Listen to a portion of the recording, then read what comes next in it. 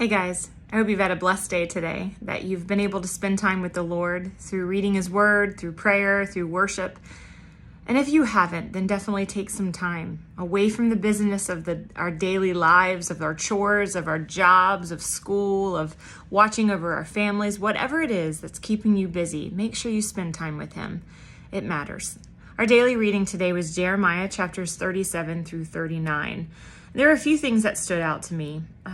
You see in chapter 37 that Jeremiah's unwavering commitment to speaking God's truth, even though it led to imprisonment and him being mistreated and having threats, it challenges us as Christians today to remain firm and stand firm in the faith, even in the midst of opposition, of persecution.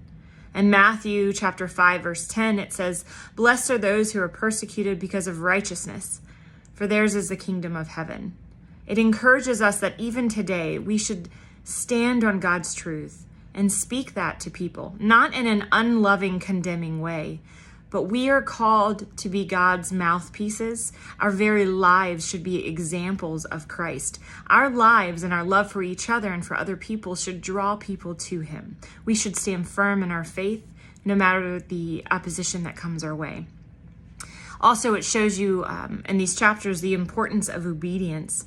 Specifically in chapter 8, King Zedekiah's refusal to obey God's message when Jeremiah gave him the message, so it was through Jeremiah, it led to the fall of Jerusalem.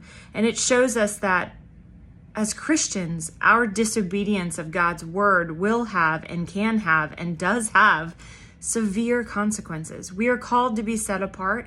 We're called to stand on truth, and we're called to live in that truth, to act accordingly. In James chapter 1, verse 22, it says, "But be doers of the word, not hearers only, deceiving yourselves."